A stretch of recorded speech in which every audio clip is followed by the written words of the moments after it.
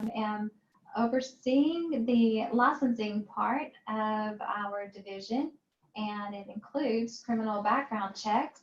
And so we have heard from providers that it would be so good to have additional trainings on the system. And so I think, you guys, it's one of those things where it's new to us. And so the more times that we can listen, the more things that we learn. So we are happy to do another training on the criminal background check and central registry systems. And what we've done today for today's call is ask the experts to join us and for them to walk you through all of the steps in order to submit and initiate the criminal background checks and central registry checks, all the way up to getting a final approval for your applicants or your employees.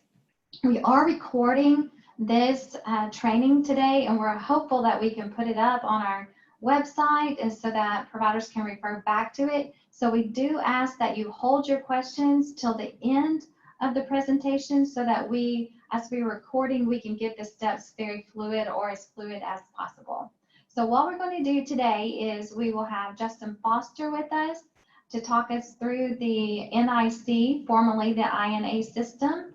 And then we also have Misha Martin, who's going to talk us through the central registry portion of the background checks. So we're going to start today with Justin Foster, and he will talk us through how do you initiate a background check. So Justin, off with you. Okay, I'm going to share my screen here. Give me 1 second. Put my phone on mute. Sorry about that. Let me know when you can see my screen. We can see it. Okay. So the first thing I want to start it off with today is the DHS website. So most of you are probably already familiar with this, but for those who aren't, the DHS website houses all the information that we're trying to put together for these providers.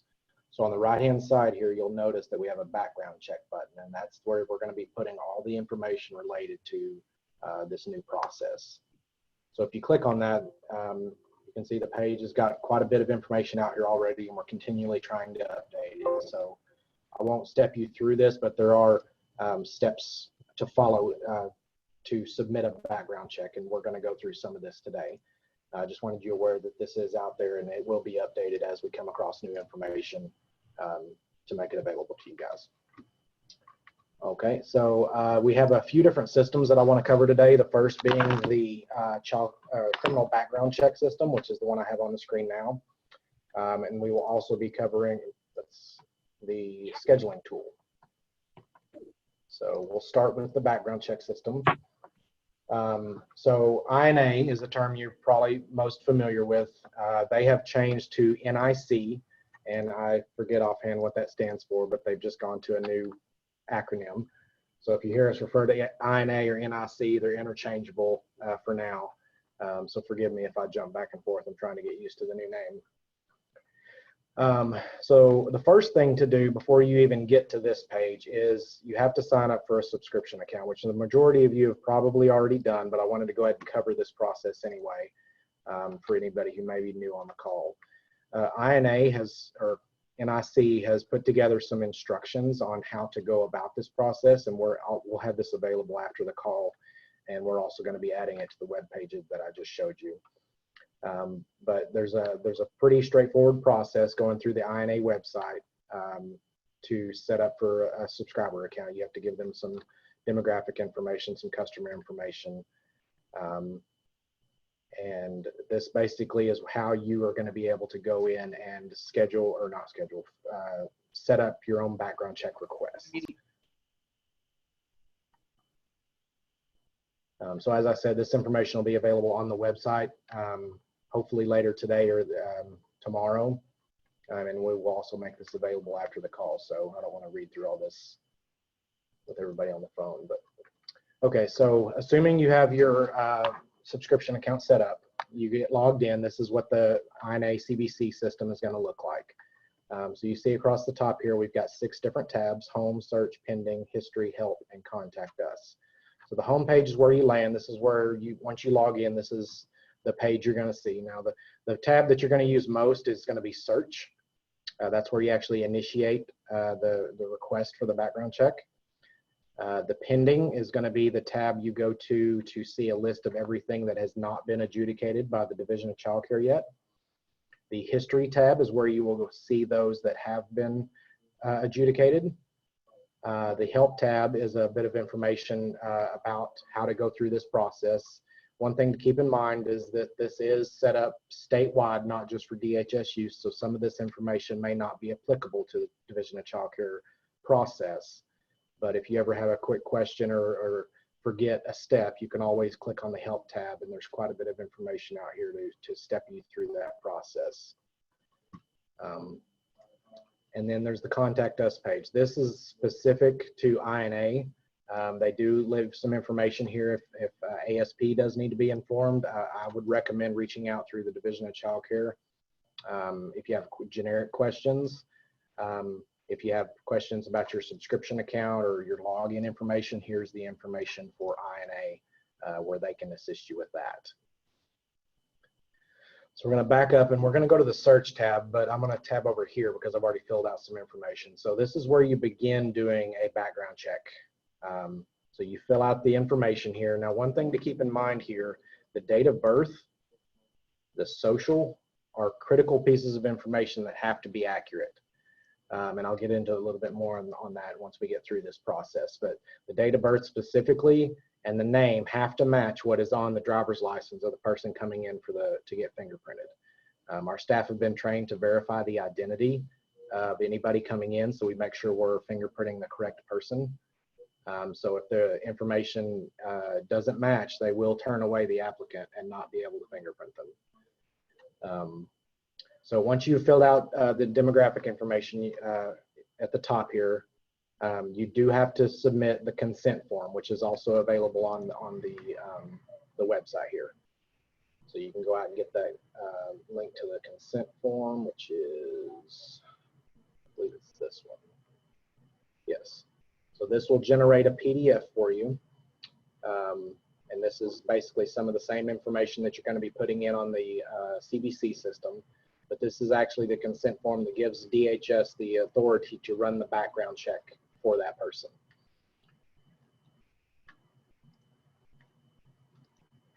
So today I'm just going to use a test file. I'll just put this one out there. And this is for Division of Child Care, so you only have one radio option here. So you'll click this button. This is where the FBI information is required. So as much of this information as you have available, fill it out. Just go through here real quick and fill this out.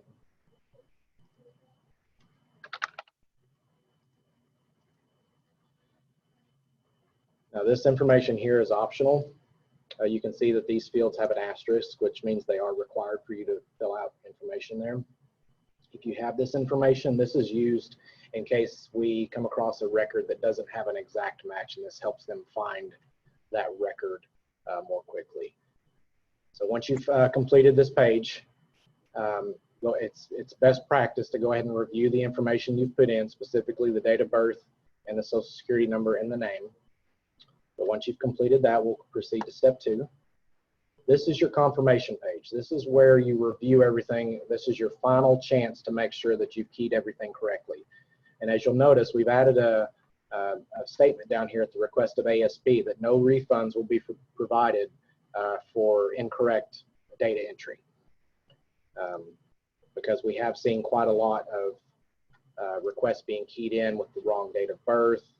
We had one today that reached out to me that their name didn't match their driver's license. So that will have to be rekeyed with the correct information. Now, one thing to keep in mind is sometimes that information may not have a direct match. So, and I'm talking about in the ASP system. So as long as you're keying off of what their driver's license says, and the information here is accurate to the best of your knowledge, then ASP should be able to find a record on that person. Now, because this is testing information, of course, I put the name as Child Care Testing Care Facility. And you will notice we are able to put spaces in the name now. So if somebody has a 2-word last name, we can accommodate that. you will click Submit Search. Actually, let me take a screenshot of this because I'm going to have to send it to ASP for later. Once you click Submit Search, it will take a second to process. And what this is doing right now is sending the information to ASP. Now, if you get a direct match, say you put in someone who's worked for you for years or getting their check done, this page right here will not always show up. This page only comes up when the information you provided does not match anything in the ASP system. So this page is a second chance for you to fill in as much other information as you can provide to give ASP a chance to find that record using these other identifiers. So if you have this information, fill it out. If you don't, click Submit Information. What this does is sends it to research, which you'll notice here.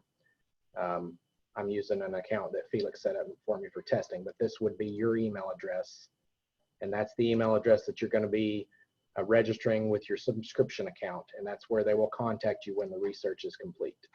So when it goes to research, ASP has to manually review that record and find a match in their APHIS system, which is the Arkansas Fingerprint Identification System. Now, once this is complete, don't leave this page until you take a documentation of this. This number is critical. This is the transaction number that you will be required to use when we go over to the scheduling tool. I'm going to take a copy of that. And from this page, you can start another search once you've grabbed this information if you have multiple to do in the same day, but say that was the only one we had to do. You can notice that here on your pending tab, we now have a new record for the test record we just did today.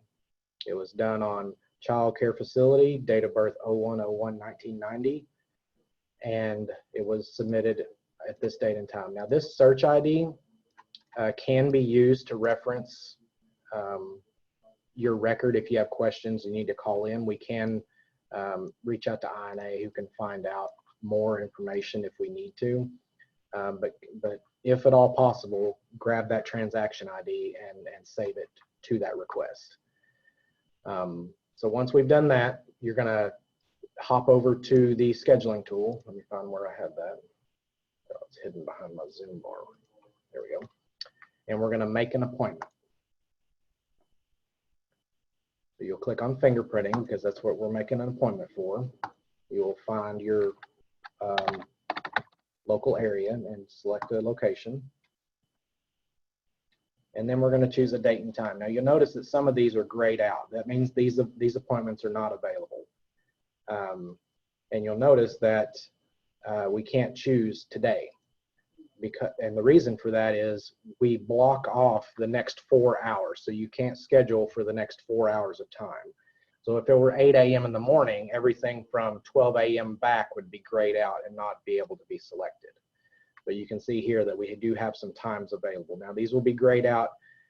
Typically 12 to 1 is the lunch hour, so that will typically always be grayed out. We do have a couple locations that use 11 to 12. But any of the others that are grayed out are appointments that already exist. So I'm just going to choose one for next Friday just so I can get a few free times. You'll click on the time you're interested in. And now we're going to put in the same information that we just put in on the CBC system.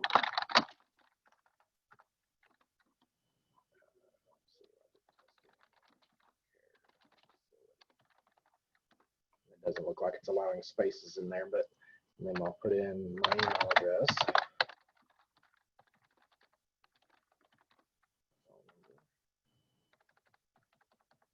And then the transaction ID, which was CHI 0023671. Now you have an option here to receive text messages. If the phone number you put in up here is a cell phone, you can check this box to receive your confirmation at not only at the phone number you listed, but at the email as well. I'll leave that off right now because I did put in a false number. And here's your confirmation page. Now, one thing that people are getting confused with is this confirmation number. This is not what you use when you show up to get your fingerprinting done. This is just a confirmation number for the scheduling tool only. We typically don't see issues with the scheduling tool, but this number would allow us to look up this specific appointment. So typically you don't need this number. The transaction ID, again, is the most critical piece. So this is what you can do is you can print this page out. It gives you some information, gives you the location address that you can put into your GPS if you're unfamiliar with the area, and the information on the person getting fingerprinted. You can cancel the appointment from here. You can go back and edit the date and time from here. Now, one thing, let me pull up my email. I will show you what that confirmation looks like. So here's the email that you would receive in regards to the appointment. It shows who you scheduled it for. Again, the confirmation number, which is not critically important, but this number right here. I know this still says search ID. We're working to transfer all that over to the word transaction, so we're all uniform across the board. It shows the appointment location, the address, and the date and time that you're scheduled for. Now, this email is also important with this link right here. If you need to edit or cancel the appointment, this link is how you do it. So if I wanted to go in and make a change to that appointment, that link will take me directly back to this page I was just on, and I can make an edit and say I wanted to go, I can't go next Friday, I'll go the Friday after, and I'll change it to 9 a.m. and now I'm rescheduled for the 18th. It's that quick and easy. Now again, just to reiterate, the information you provide, the name, the date of birth, have to match what we pull up in the system, or you may get record not found. As in the example from today, if the driver's license doesn't match the name they're providing, we will have to turn them away for failure to be able to identify them. Go back to my, okay.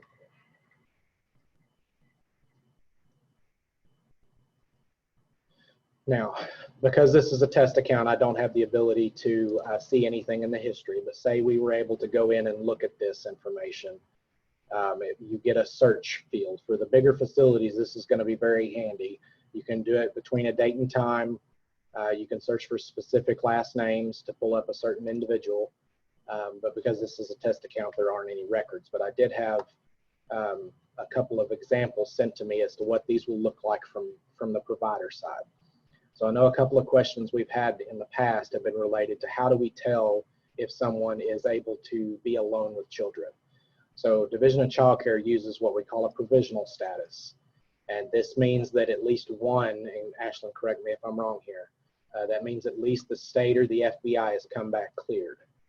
And now once we go in and adjudicate either one of those, that will change this overall status to provisional. Once we have received the state, federal, and maltreatment check, pending any out-of-state that may be outstanding, we go in and adjudicate those records, and then we can flag it over to a denied status, which I didn't get a screenshot of, but it would just say denied here, or approved. And the approved status is where they can be alone with children. So this area right here that I have, this red circle is just from that I've put in, but so this area right here is what you want to look at in regards to whether or not someone can be alone with children. Provisional, they have to have supervision. Approved means they can be alone. So on this informational page, this does tell you when the check was requested, when it was completed, along with the demographic information. We have the amount that was charged for that fingerprinting, and this one actually says fingerprint pending. I'm not sure why. Because hey, Justin? Yes. I don't think that we're seeing the correct screen. What we're seeing right now is just the blank search history. Really? I'm sorry about that. Okay.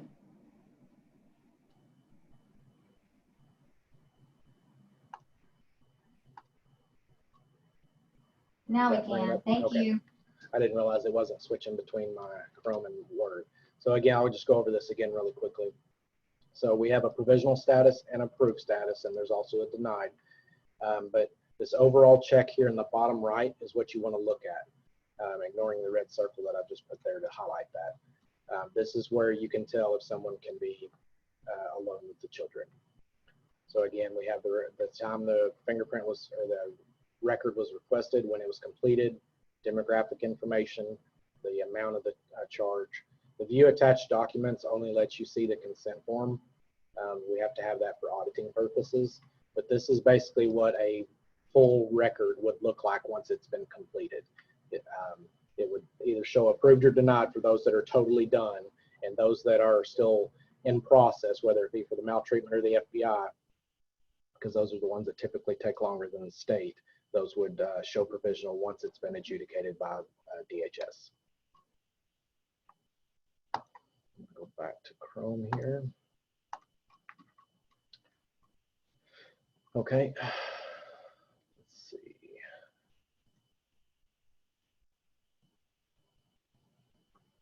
All right. That's a quick down and dirty of the process. Do we have any questions in regards to any of the things I've shown today?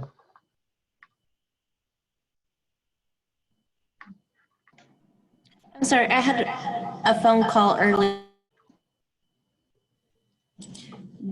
Whenever they are approved for the FBI, will there be a document I can download?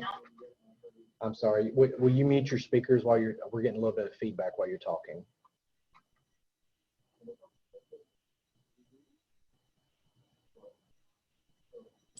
Is this better? Yes. Okay, sorry. My coworker is also listening beside me. Whenever the FBI's, they get approved and we get the approval, will there be a document to download in order, like, to keep for our records? Oh, are you referring to the actual results? Yes. No, that will not be available to the provider. Okay. This system will allow. Can I ask why it's not available? Because for HR and personnel purposes, as a child care facility, we are required to have that available for licensing purposes if we are to be audited. Because right now I'm having to literally copy and paste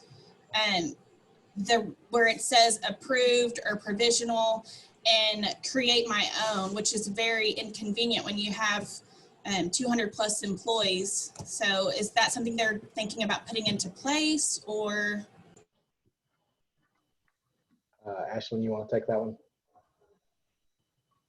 So I have not heard of any talks of it being added into the NIC system. What we can do for licensing, the licensing specialist can look at your system. So if you want to if they were doing a records check at your facility, let's say, you can pull up your system for them and show it to them if that would be helpful, so that you're not trying to create a secondary way or means of storing that information. Because the bottom line, they're just going to need, the specialist is just going to need to see that there is an approved status, an overall approved status. I think maybe the something that needs to be in their file, each employee's file? As long as you, so Taylor, it's different facilities handle their paperwork different ways. And so there's might be some of you on the call today and you do paper copies and that's what you want to do. And that's perfectly fine. So couch that with my answer I'm about to give you. As long as the facility or home provider can show that they have run the background check and that it's complete and it's been approved, then you will be just fine. So you don't have to have an actual piece of paper in a paper file. We have a lot of facilities that do electronic file systems. Yeah. However, it is best fitting for your particular facility. That will be good. Bottom line is you just need to be able to show a licensing specialist that it was completed and that you've got the overall approved status.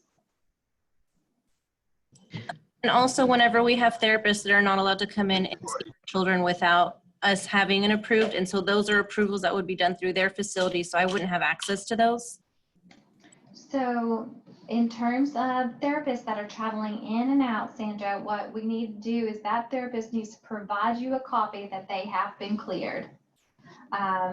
It could be from a different facility that they've traveled with, because some of them, you know, see multiple facilities. So to us, the bottom line is that they ran it under one of those licensed facilities that they go see. And so we've instructed them to take that paper with them to each one of the facilities that they have, to provide for you guys that they have been through the background check. I have a question. Can you hear me okay? We can hear you. Okay, there's been some confusion after I go and input all of the person's information on the website, the database and everything. Then they go to they make their appointment, go to get their fingerprints done. There's been some confusion about the number, that it needs to have like a CHI 000 before it, and that the number that I have for them to give to them is not matching up. So again, that's where I was saying the transaction ID is absolutely critical that you grab that while you're doing the transaction. Okay, show me again where I find that. So there's, give me 1 second, I'll have to go back and do another quick search here.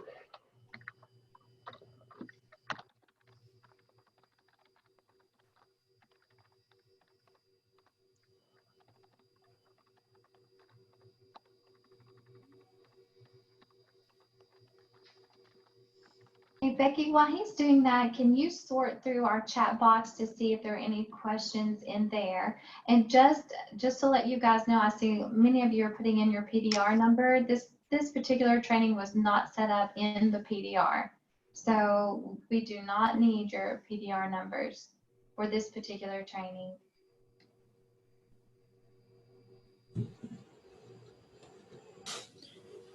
I have a question.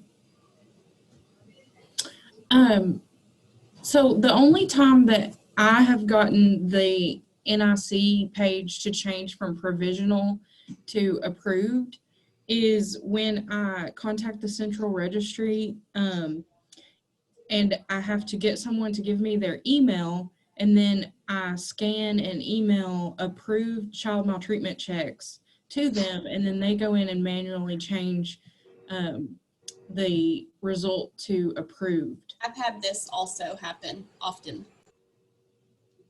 Yes, and I had it happen to me this morning with like 9 employees. Yes.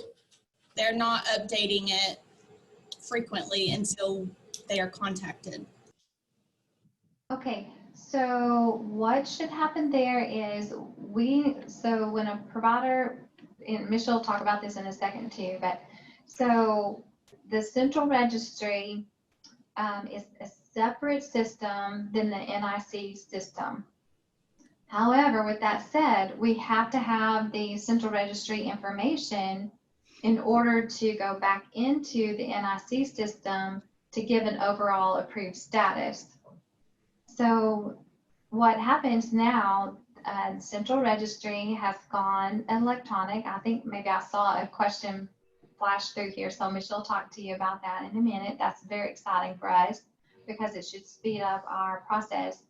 But what happens now is providers will be notified, and then my team or Nora's team will be notified that the central registry results have come back.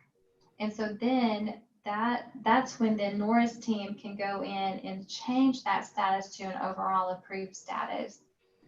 So that's what should be happening.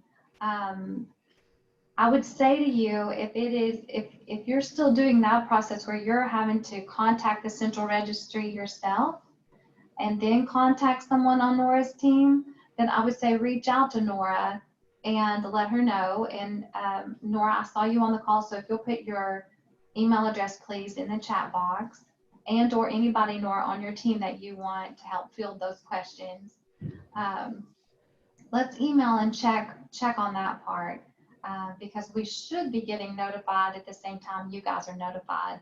Now, please understand, we are statewide. We're handling the criminal background checks statewide for all providers. And I know we have a mix of providers on the call today. So we have childcare providers, but we also have placement residential providers. So that's a lot of volume, you guys. And just like you, we also are experiencing our own employees being out and back with COVID-related things.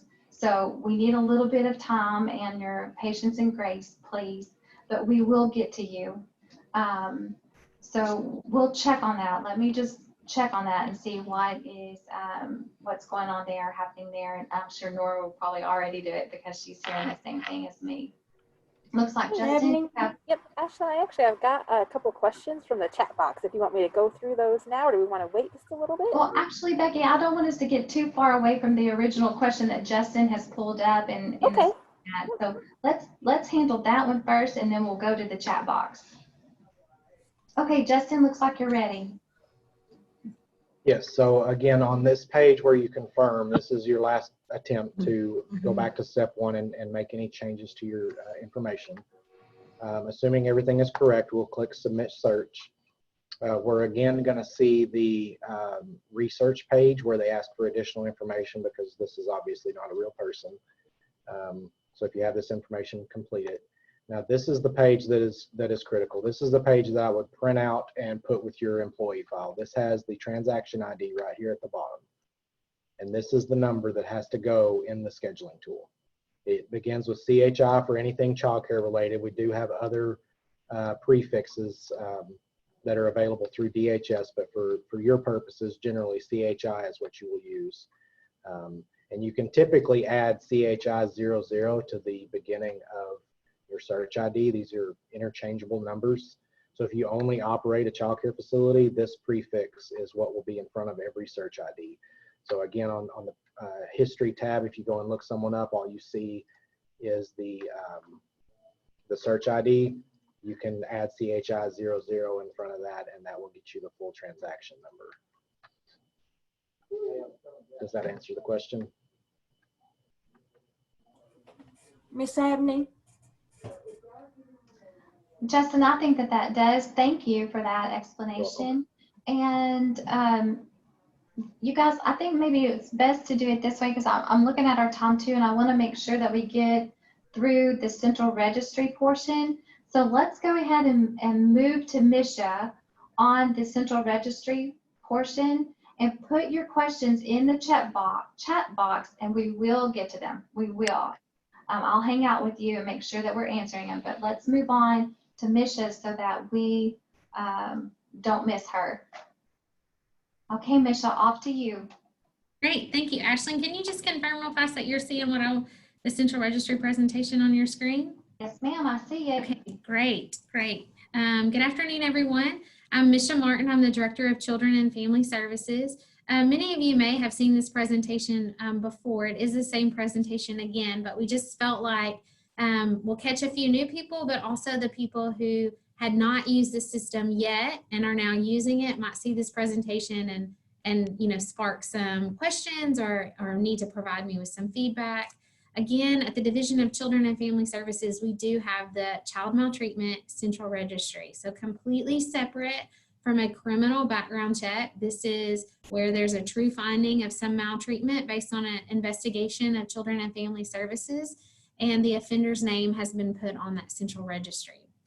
We have gone to an electronic process completely. Many of you back for several months have been using our form generator, which is now an electronic form where you can type it in and print it off. But I'm going to walk you through both processes using the new form and doing an electronic submission. Again, this is a very new process for us. So you guys have already given some feedback that we've taken back and implemented.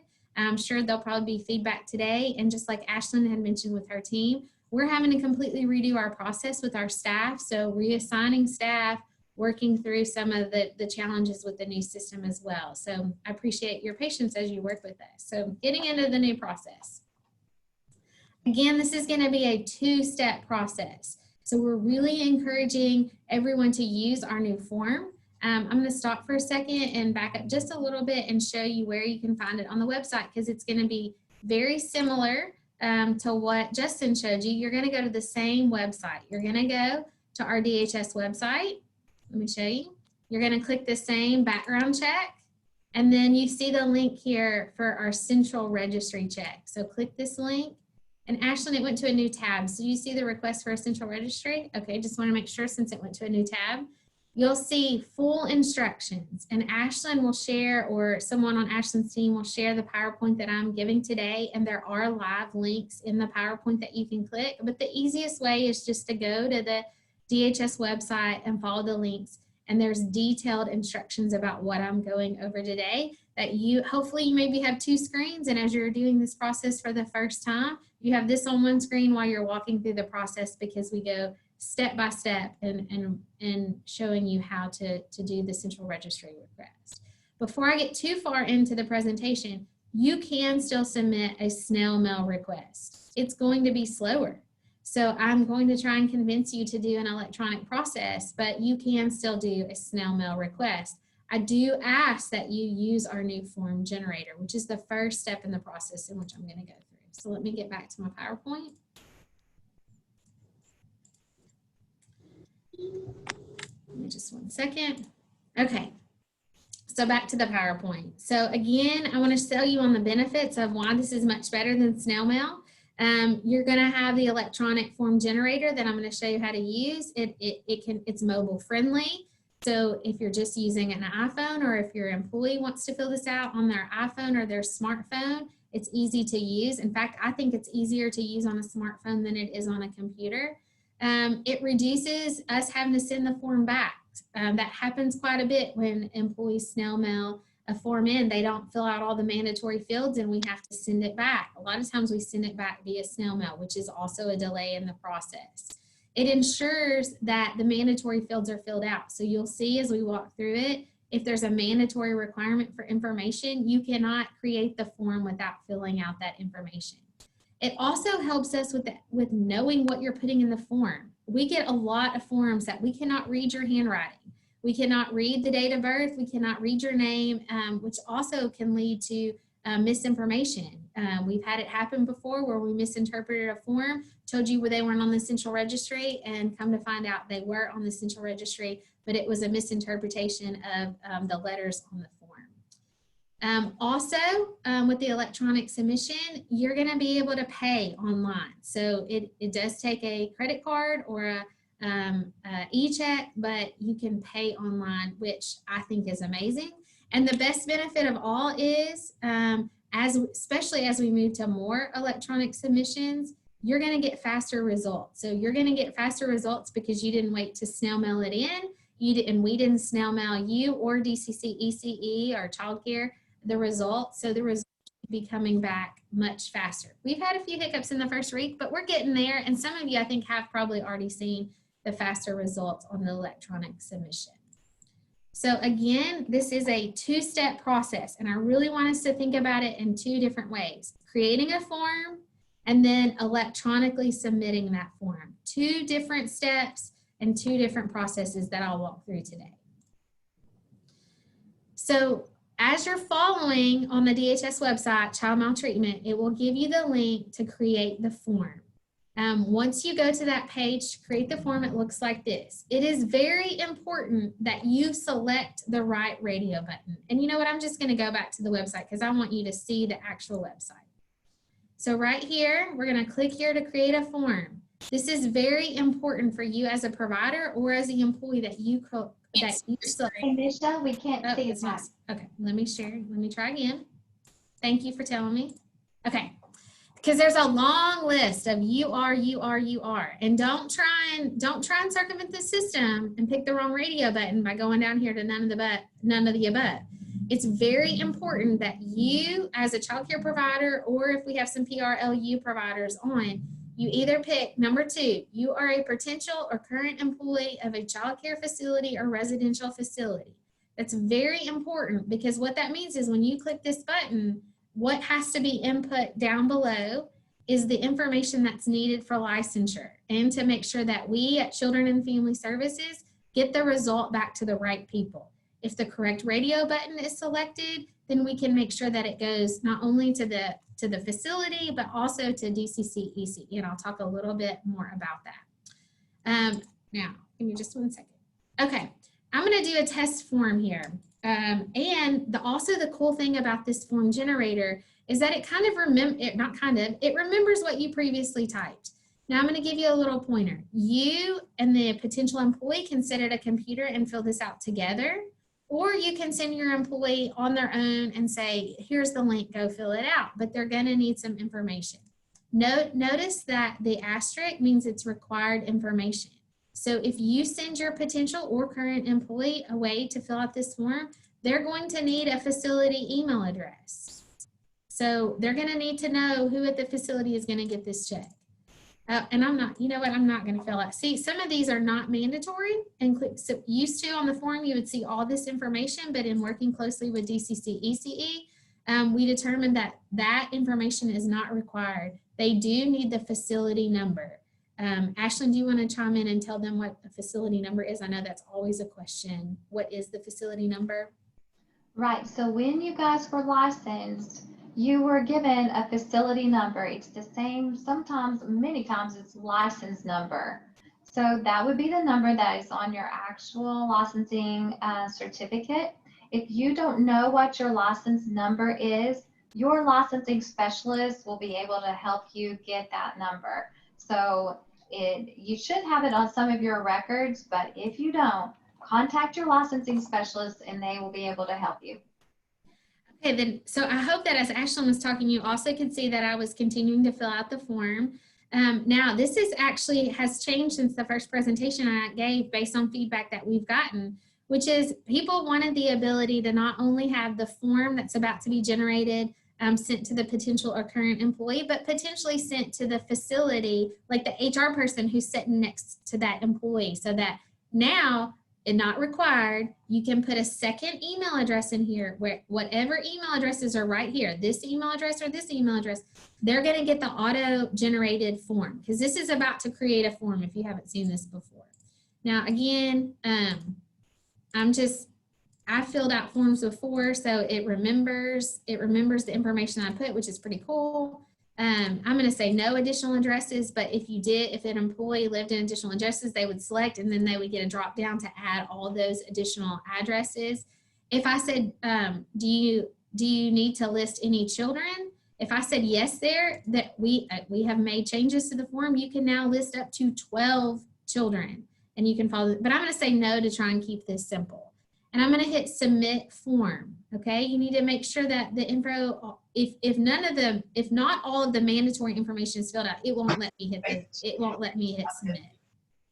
But it's going to let me hit submit because, oh, no, it didn't. I didn't put my last name. So I got to go back in here and put my last name, and now I'm going to hit submit. See, that was a great demo as far as showing what the system does. When I hit submit form, it is emailing 1 or 2 email addresses that I just put in. And now I'm going to stop sharing. I'm going to show you an example. Okay. Back to sharing PowerPoint, right? Ashlyn, give me a nod. Yes, great. Okay. So this is the email that you will get with the form. The email gives you instructions of what to do next, but it also has a PDF attachment. The PDF attachment, this is just an example of what the PDF attachment will look like. It's important that you then print off this form and notarize it because the law requires that the form is notarized. So the form has to be printed and notarized. So that after the form is printed and notarized, you have completed step 1. And really step 1 is just completing the form. And then we're going to get into what do you do once you've completed the form and you have a paper copy?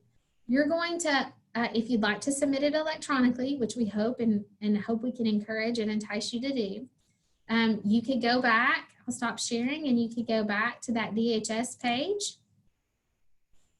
Let me share with you.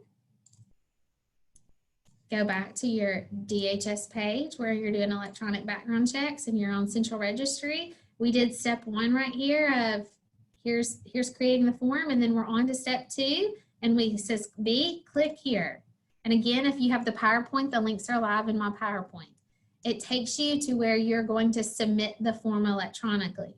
You will see the same options that you saw on creating a form. Again, it is very important that if you are a child care facility or other residential facility, and I would recommend that at this point when you're electronically submitting the form, I would recommend that the facility do that. But it's up to you and your process, whether you do it or whether the employee does it. Depends on who's paying and what you decide to do on that end.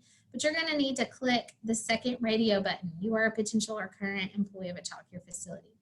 You will then need to fill out the additional fields. Not as many fields as was on the form, but this is the point where we start tracking that form. We know at DCFS from the minute that you submit it to the minute you get it back, we have it tracked in the system. So if you feel like a form is lost, we know exactly where it is. We can track you by facility number. We can track you by applicant number. We can find your form, and not only can we track it, we have partnered with DCC ECE to give them the ability to track and know what's happening with the central registry forms. So you'll fill out the additional information here. What's very important is you'll choose this Notarize Request form, choose file, and you'll need to upload the form. What's really cool about this system is, and what we figured out, is that you can actually use an iPhone to do this. So you can take a picture of the form, and if you're using your iPhone to submit this request, which again, this website is mobile friendly as well as the electronic payment, you can just take a picture and choose it from your photo library. So you don't have to have a fancy scanner. Now, I do like the Genius app, which is free. I think it does a better job. So you can use the Genius scanner on your iPhone or smartphone. So there's several free options for scanning on a smartphone that you don't have to invest in a scanner if you don't want to. Now, let me see here. I'm back on the PowerPoint, aren't I, Ashley, and all this back and forth. Okay. We're gonna kind of skip forward. I have these. Payment. If you have to pay, the system knows based on the radio buttons that you select whether you have to pay or not. You have to, the employee or the facility has to pay unless you are a nonprofit organization or the potential employee is indigent. If you currently had recognition of a nonprofit organization, we worked with the new system development, and those providers are already in the system and are recognized as nonprofit organizations. If you are not, the employee or whoever is doing the electronic upload will have to choose other and add your facility to the list. But if you are not a nonprofit or the employee or current employee is not indigent, you will be directed to pay, and it goes to a different website, but you can see this right here. And it's very standard to Amazon or PayPal or otherwise. It's a step-by-step process of the registry check is $10. The fee for asking for it to be done electronically is an additional $1. So the total is $11, which I'm super pumped about. It costs 41 cents to mail. So it's really not much more to do an electronic process, and the results should be much faster than previously. Once you do the payment and hit submit, you will receive another email confirming that the form and electronic submission has happened. It will include this ID number. This is very important, okay? Because if you want to call DCFS or you want to call DCC ECE and you want to check on a form, the best way to do it, though we can look it up different ways, but the best way to do it is this ID number. If for some reason we reject you, like this has already happened, you don't upload the form. You upload something, but it's not the form. And then what my unit is going to do is they're going to reject it. You're going to want to know that because you're not going to have to start all over, but you're going to reference this number on resubmission, and then you're going to upload the right form. If you upload the form, I mean, basically it's just been, you're not uploading the right form, or you're not uploading the pages, or you didn't make sure it was notarized. But if you follow the steps and you do everything you want to do, you won't get rejected. But if you do get rejected, you don't have to start from scratch. You use this ID number. You put the ID number under, is this a resubmission? And you upload the correct form. But this is your confirmation email that you receive. Once the central registry request has been processed, the result will come electronically via email. If you are still snail mailing and not giving us an email address because of the volume that we continue to receive via snail mail, you are still going to receive it back snail mail. At some point, we are going to end that. We are in a transition period. And so we are still snail mailing some results back, but that will end. So we really encourage you to get used to this system. And while it may seem like a lot, we want your feedback, and hopefully you can use the technology and convert to this new system. So if you submit electronically, or if you snail mail and include an email address, you will get the results back via email address on an email that looks just like this. If you saw on the previous page, there was an email with a PDF. That PDF attachment is a letter, an official letter that looks like this that you're seeing on the PowerPoint with the results that you will get. Here's some helpful contacts for the Central Registry if you have questions. Again, this presentation is going to be recorded and we're happy to share the presentation, but the website has a detailed step-by-step instruction. So I feel like that's actually better than this PowerPoint and walking step-by-step to do the Central Registry process. Okay, and that's it for me. Ashlyn, I'm sure I have questions, and I'm more than happy to hear questions or feedback when you tell me it's time. Thank you, Misha. We really appreciate you. Okay, Becky, I think you've been monitoring our chat box, so I let's sure have. see if we can tackle questions. All right, so we've had a few questions just regarding about payment, and I think this is more specifically when we're looking at the state police and the FBI. So how do they make those payments? Okay, so when you sign up for your INA subscription, you will have, or NIC, sorry you guys, you will have an NIC account. Once you have that account, you will be billed, you will be invoiced for your account, your subscription fee, which is $150. And Becky, remind me, I'll go back and talk about that in a second if I forget. It's $150. We are currently working with NIC to see if there can be some different payment processes, but right now it's $150 for the subscription. And then you also you will be paying the actual criminal checks fee itself. My understanding is, and Justin, you tell me if I'm wrong, but all of that will be invoiced to you guys every month. You should get a bill from NIC that will tell you how much you owe for that particular month. That's correct. Okay. As long as they've used an email address they have access to, they should get that email to them every month, yes. Okay, good deal. Now then, there's a mix of providers on the phone call today, so I want you to listen real close to me. Some of you are child care providers, child care licensed, like your typical child care centers that we think about. Some of you all are placement residential providers. So for the child care providers only, because some of the funding comes from our federal partners, DCC ECE is paying for the $150 subscription fee one time only. And that's only for child care providers, because some of that, like I said, some of that is federal money. Can I pause right there and just do a Yahoo? That is great news. Yes. So if you're our child care provider, you will need to send in, and somebody on my team on the call, please put in that email address in the chat box. I think it's INA receipts at dhs.arkansas.gov, but watch for it in the chat box. You will need to send your invoice showing the $150. It needs to be that particular invoice where you paid it. That needs to come to an email address, and then you'll be reimbursed. Again, only one time for that. That's how you do payment for NIC. So you'll get that in the email address that you set up. You'll get your invoice once a month to that email address. And then Misha just showed us her payment for the Central Registry fee. You will do that right in the system as you're walking through the steps. You'll pay at that time when you're initiating the request. All right, Becky? All right, so another question that we had was just kind of a clarification on what does provisional mean? So I think going through pending, provisional, approved, not approved, what does that really mean? Okay, so listen closely again, because this is going to be different for you guys. Because the regulations are a little bit different. So I wanted to just say to you, refer to your minimum licensing requirements. That's going to be your very best bet.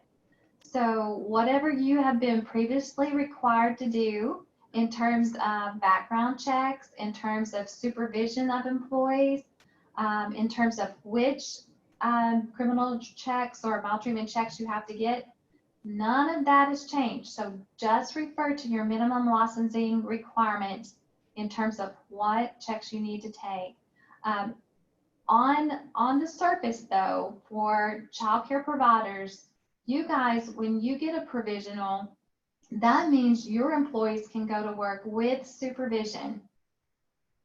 So you'll see a provisional means that a criminal check has come back. Usually it is going to be the Arkansas State Police that comes back first, because they're usually first. So when Nora's team gets one back, then she and her team will flip the status to provisional, meaning for childcare that they can go to work with supervision. For placement residential, this would not apply to you guys, the bulk of you guys, because you have to have, most of you, although there's some differences just even within the placement residential, most of you have to have all three back. So again, whatever you had to have already currently before NIA or our IMA, NIC was even a thing, that's what you still have to have. Now then, when you get the overall approved status, and this is true for all of you, when you get the overall approved status, that means that all the background checks that you needed are back. Okay, so when you get the approved status, thank you, Justin. When you see that, that means all of the checks that you needed are back.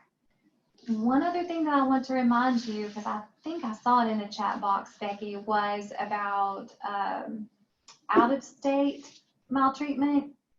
So if you're hiring somebody from out of state, then that is going to take a little bit longer time, because Nora and her team have to wait on a response for whatever that state is. If it's Hawaii, Oklahoma, Texas, whoever it is, Nora's team has to hold up on giving an approved status until all the out-of-state criminal or maltreatment checks have been received too. So sometimes we'll talk to providers and there's been a little lag of time, and it is because we're waiting on something from out of state. So that's just a general overview of those different statuses that you might see in your account. Pending means that nothing, that means you've sent it and they're being worked on, but nothing has come back yet. So really the ones you want to pay attention to is provisional and approved. All right, there was just another question just to kind of verify about getting those forms notarized. So can you just let us know, do they need to be notarized, the forms? Yes, everything has to be notarized. That is true for the NIC system. So for your state and FBI requests, those have to be notarized. And also for central registry, those forms have to be notarized. All right, we also had another question. Justin, you had mentioned entering in the driver's license number. So they just wanted some clarification. Do we need to enter in the current address or what's on the driver's license? Well, we don't verify the address. We verify the name on the driver's license. So the name and date of birth on the driver's license needs to match what's being provided to the operator at the DHS county office. All right, another one of our questions. Wait, hold on one sec. I'm sorry, guys, to interrupt. I really have to go in a minute, but so I'm willing to take a couple of questions for Central Registry, if that's okay. I mean, I hate to interrupt, but I have to go in just a minute. That's okay. Becky, would you look on down through the list real quick and see if there was Central Registry specific? Sure can. This one right here kind of has to do a little with Central Registry. It says if someone has already done a child maltreatment check within a year, and now they have to do a background check, do they have to do another maltreatment? That's actually a licensing question. I know the answer, but that's not actually a question for me. Ashlyn, does your team want to answer that? So they've already, you said they've already done a, read it one more time. Read it one more time, Becky. Sorry guys there. If someone has already done a child maltreatment check within a year and now they have to do a background check, do they do another child maltreatment? No, the maltreatment goes by the regulation. So the regulation, whatever the regulation says, so like for instance, for childcare, you have to get that one done every 2 years. So you would still do that every 2 years. So Ashlyn, I did see a quick question about what if my provider name is not in the list on the upload. So I thought I would answer that one really quickly. And hopefully you see my share. So some facilities are already in here. So like you could A1 is already in there. But if your facility is not in there, you have to select other. And then once you select other, you list your childcare facility. Like it just remembered little kids because that was my example. So you'll list. Now, if you are a nonprofit and you're not in this list, you're going to need to reach out to Central Registry. Now, when you're uploading the form, you can always upload proof that you're a nonprofit. But if you are wanting to be in this drop down every time because you're a nonprofit, you can reach out to Central Registry and provide them proof that you're a 501c3. I saw one other question related to early childcare providers and whether they're nonprofits. If your tax ID is a 501c3, then you are a nonprofit and you can provide proof of that to the Central Registry. If it is not, then you are not a nonprofit and you will be asked to pay for the registry check. Thank you, Michelle. I know you need to get to your next meeting. do. So we'll Thanks, answer questions. If we can't, I'll tag in with you and we'll get the answers back to the provider. So I appreciate your time so much. Great. Thank you, Ashlyn. Bye, everybody. Bye-bye. Justin, I believe you also have another meeting coming up. So I appreciate your time with us too. If you can hang out with us, that would be great. But if you can't and we can't answer the question, then I'll tag in with you. Yeah, I'll stay around. Okay, good deal. All right, Becky, what's up next? All right, I'm kind of navigating through this one here. It says, I was told by DHS that each individual employee has to have their own login name and password. I then asked what happened when we get to the maximum number of logins, which is 10. What do we do then? Okay, so each person does not have to have their own. And generally what is happening is it'll be either the owner and the director that will have passwords, usernames and passwords. But however you want your facility to have that set up, it absolutely is up to you. Sometimes you guys that are in these bigger facilities that have multiple facilities that are more than 10, what I've heard is that they will just identify 2 or 3 people that might be regionally like close together. That would help. But however you want to sort that out, you can. So the answer, the bottom line answer is on an NIC subscription, you can have up to 10 users that would have access into that account. And I suppose the answer would be if you needed more than 10 for some reason, Justin, I'm assuming they would have to get another INA subscription for that? Yeah, I haven't come across anybody who actually needed 10. I think that may be a little bit of a misunderstanding. As you said, it only needs to be those that are involved directly with the submission of the background checks. But if we do have larger facilities that need more than 10, I would need to reach out to INA and find out if we can accommodate it. That's likely a restriction on their website. Okay. This next question is about public school systems that have those preschool classes. So I work for a public school system that also has preschool classes, and all our employees must pass the same requirements of background checks, fingerprints, etc. Having said all that, do they have to go through the DHS system or just have proof in their files that they've got the checks done? Okay, they do have to go through the DHS system. And here's the reason why, you guys. The prohibitive offenses from the Arkansas Department of Ed are different than prohibitive offenses for child care licensing, according to the Child Care Licensing Act. So we do need to make sure that if you're in a setting where you have a preschool housed in a school system, that you're still running the checks through the child care side as well. Our next one here, I know that we've covered it a little bit, but I think it's worth just kind of restating again. They're talking about how they're a church operated and exempt facility. And they're just wanting to know, like they're saying that we're only paying for FBI, which is correct, and not the criminal maltreatment. They're wondering if that will remain the same with the new automated system. Okay, so again, because there's different providers, this will be different for you guys. If you're childcare, then you've always had to pay for your FBI and your central registry, whereas the division picked up the state criminal fee. You've never had to pay that one. For placement residential, you guys have always paid all of your fees. And again, that goes back to federal funding. And so whatever you've had to pay for in the past is what you pay for now. I think I did see a question fly by, so I'll go ahead and take that one now if I remember right. Somebody was saying we used to be considered nonprofit and now we're not considered nonprofit anymore. You guys, when we went to the new system, we had clarification from different people, from like our legal clarification, from school systems, so on and so forth, that schools are actually, even though they're public schools, they are not nonprofit.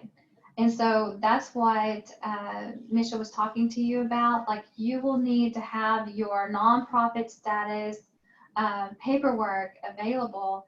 That's how, when you provide that, you will not be charged the $10 for central registry. So outside of that group, everybody else should be whatever you've been. Like if you've been nonprofit, you've never paid for the central registry. If you're childcare, you've never paid for the criminal. If you're placement residential, you've always paid for all. So whatever you've paid for in the past is what you pay for now. All right, Justin, this one is probably one for you because it's a security question. When we need to email the scan and scan the emails are not encrypted and we are sending vital information on the internet, what safety precautions are being taken? I don't know that I follow that question. What are we emailing? I believe that these would be those forms, just that they're going via email to people when they submit their form. If we're talking about the consent form, then that would be correct. The tool we're using to generate that is uses encrypted information. So even only the admins are able to go in and see what has been submitted, and I don't even think they can see the data behind it. So the form itself is encrypted. Now what they do with the PDF that they print off, we can't really control that aspect, but everything up until the point of receiving that email with the PDF is encrypted.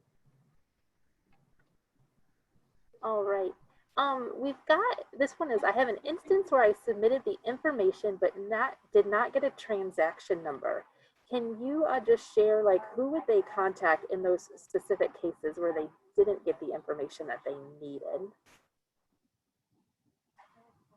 That would be Nora Fawcett.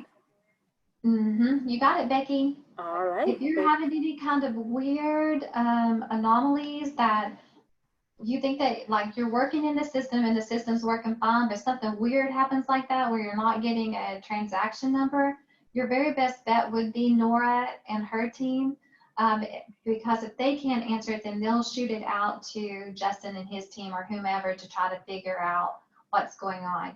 Now then, if you're having trouble with just your account in and of itself, that would be NIC, that you would, it was under that help tab that Justin showed us.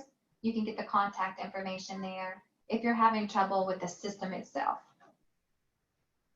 All right, our next one is, what number do we take when we go to get our fingerprints done? So what do we take to the fingerprint appointment? So again, you take the number that Justin showed us that starts with CHI. It's usually CHI or it could be CHW if you're over on placement residential side, but it'll be letters, C and some letters, and then like a series of zeros usually, and then a number. So it is the transaction number that you need to take.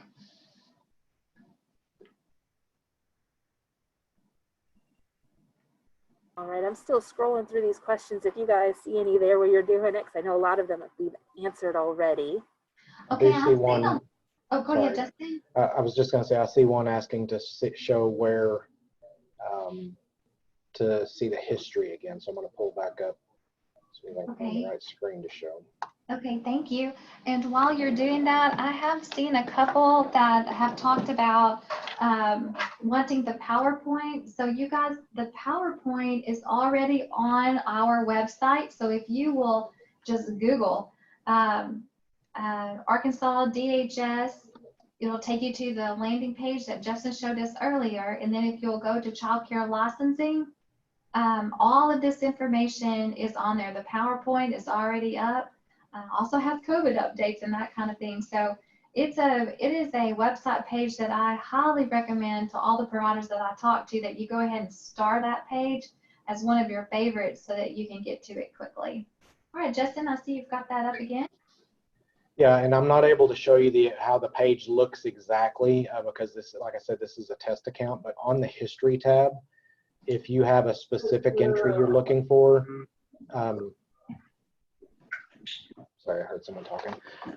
Then you can search by that name. You can search for it by date range. If you know you want to look at who you've done, for this calendar year, you could put in, 01/01/2020 to now, and it would search everything done in that date range. You can also look up specific search ID. So again, on the transaction ID, you would drop the CHI00 and just put in the rest of the numbers, which would be the search ID, or you can look it up by SSN. Now again, unfortunately, actually there are some out here, so this is good. This is what the history page would look like. So again, you can see the overall check right here is what you want to be looking for. This one's still pending, which means no adjudication has been done on it. This is the one, this was done back in August, so this is just another test account that we sent through. But you can see here, this one has been marked as approved. This one here is marked as provisional. And this is what the information that you need to look for when determining whether someone can be alone with the children or unsupervised. Hey, Justin, here's the question. And you know what? I'm not sure I know the answer myself is, how long is a transaction number good for? As far as I know, it's an indeterminate amount of time right now. Okay. We haven't nailed that down. We had talked about putting a limitation on that, but there are, I know if in Mrs. shop, for example, there's usually a lag between when they need to get the fingerprint done and when they actually go to get it done. So right now, I don't know of a limitation, but again, as soon as you get the transaction ID, you've already paid for it, so you might as well have someone go and get the fingerprints done. Get it finished. Okay, and then we went over the provisional. We talked about provisional for each of the, oops, my chat box moved. Excuse me. We went over the different titles for provisional and approved. And remember that will vary depending on what type of provider you are. But provisional for childcare means that you can employ that person with supervision for placement residential most of the time, and most of your license types. Provisional is going to mean that you have some back, but you're still holding, waiting for the approval, the overall approval. We are going to, I heard Justin say, we are going to put up to the website shortly how you actually go in and set up the NIC subscription in and of itself. That will be coming soon. You guys, I'm going quick here because I actually also have another meeting to get to. One question I see is, can you explain adjudication? Adjudication means DCCEC has gone in and made a determination as to the results of the check that came back. So if it came back with no results, they'll go in and mark that state approved. The FBI may not be back yet, so that would put someone into a provisional status. So adjudication just means that DCC's made a decision as to what the status of that person. Thank you for that. Also, I'm seeing a question about how do you go back and get invoices. Let me give you a quick number. Here's the subscription account phone number. Becky, if you can capture it and throw it in the chat box, that'd be great. The subscription account number is 501-683-5037. and they should be able to get you any of the invoices that you need. Here's a great one that I want to clarify. For Misha, you heard her say that she still is taking hard copies, that she's in transition right now with Central Registry. And for right now, you can still send in hard copies or snail mail, she said. But remember, for criminal background checks, those state criminal and FBI, we are accepting no more paper. It's all through the NIC. That started on October 1st. I think we have answered the rest of these, I think. Let me wrap us up by saying this, you guys. Your very best friend is going to be the background check website, because on the background check website that Justin first showed us, and you can get that, let me talk you through that again. You can Google ARC, ARK, DHS. Just put that in your Google search. When you do that, the very first link that pops up, it'll be Arkansas Department of Human Services. You click on that link, and right there on the landing page on the right-hand side is where you'll find a tab that says background checks. That is going to be your very best friend, because everything that we've talked about today, you guys, is right there, step by step on how to do this, the background checks.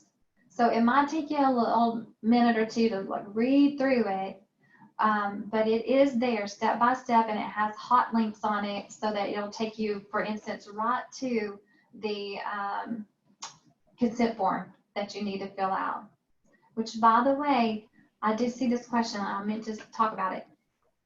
Some of you guys are not required on the placement residential side. You're not required to do FBI. You're just required to do state. You still fill out that one form. You still need to fill it out.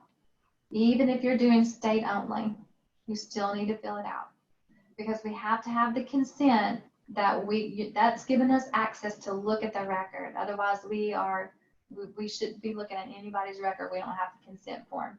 So that website is your very first step when you're stuck. Your next step would be to look at either the help tab that Justin showed us on NIC. That would be for system information itself. The people at NIC are great to help. That's going to be for system stuff. If it is more like, does this person need a background check now, or how long is it going to be for this? Those questions need to go to Nora Fawcett and her team. And she put her email in there. And then your fourth point of resource is going to be your licensing specialist. They should be able to help, and if they don't know the answer, they can get you to the right person that can help. All right. And I will, real quick here, I will put my email address in the chat box. You can always email me too, and I will get you to the right spot. Here's the only thing that I ask you guys. Give us a little bit of time. We will get to you. We will. But just give us a little bit of time, because we're working just as fast and furious at this as we can. But we should be able to get you some answers to any questions that you have. So I'm going to throw that in there. And then, Justin, I think I heard you about to say something. Yeah, I'm seeing a lot of questions in regards to it taking a long time to go from provisional to approved, or from pending to provisional. Is Nora the appropriate contact for that? Yes. Yes. Oh, go, Nora. Hi, everyone. This is Nora. And please, and I'm going to encourage all of you to please do not wait that long. Once you submit your transaction number and you go to your fingerprints, please let us know immediately. Send us an email. Say, Nora, I've submitted this information. So please, please do not wait that long to reach out to me, because we want to make sure at least, we need to make sure that everyone is approved, because we need good daycares and we need good workers. So please, I encourage you, send me an email.